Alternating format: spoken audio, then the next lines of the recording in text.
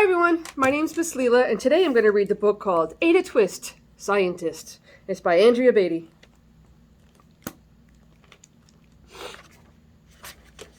Ada Marie, said not a word till the day she turned 3. She bounced in her crib and looked all around, observing the world, but not making a sound.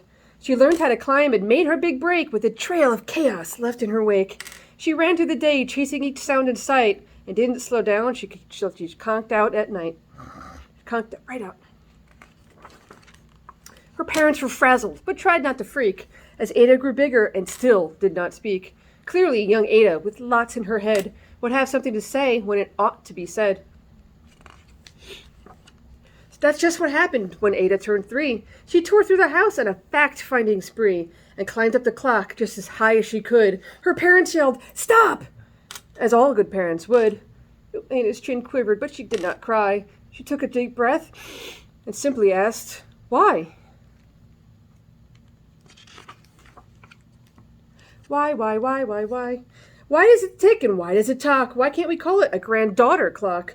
Why are there pointy things stuck to a rose? Why are there hairs up inside your nose? She started with why, and then what, and then how, and then when. By bedtime, she came back to why once again. She drifted to sleep as her dazed parents smiled at the curious thoughts of their curious child, who wanted to know what the world was all about. They kissed her and whispered, "You'll figure it out." Her parents kept up with their high-flying kid, whose questions and chaos both grew as she did. Even Miss Greer found her hands were quite full when young Ada's chaos wreaked havoc at school.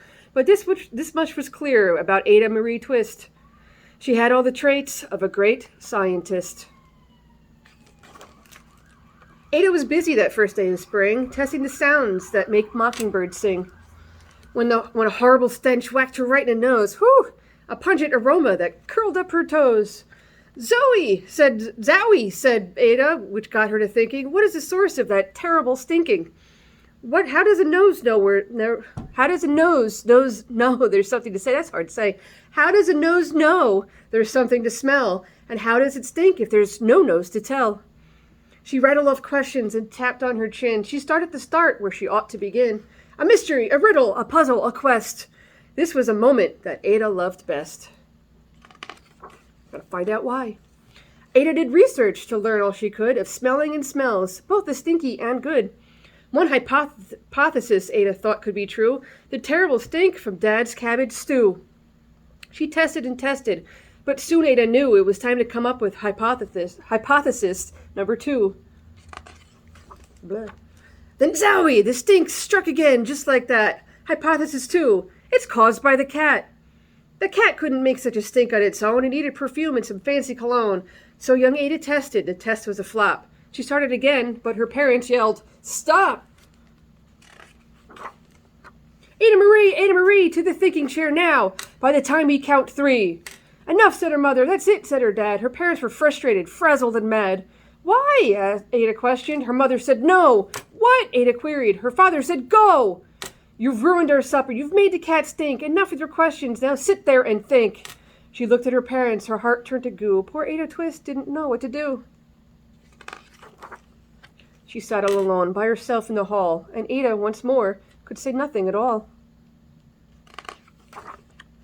And so Ada sat, and she sat, and she sat. And she thought about science and Stu and the cat, and how her experiments made such a big mess. Does it have to be so? Is that part of success? Are messes a problem? And while she was thinking, what was the source of that terrible stinking? And Ada Marie did what scientists do.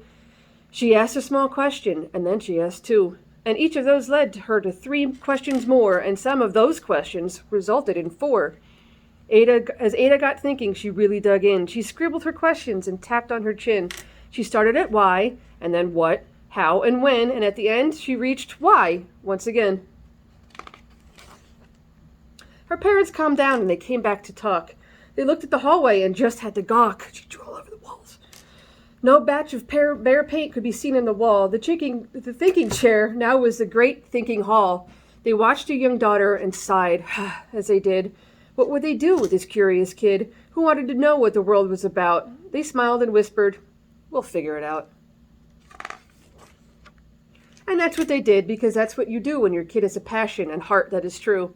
They remade their world. Now they're all in on the act of helping young Ada sort fiction from fact. She asked lots of questions. How could she resist? It's all in the heart of a young scientist. And as for that smell, what can Ada Twist do but learn all she can with her friends in grade 2? Will they discover the stink that curls toes? Well, that is the question, and someday, who knows? The end. Always ask why. No otherwise. Have a good day.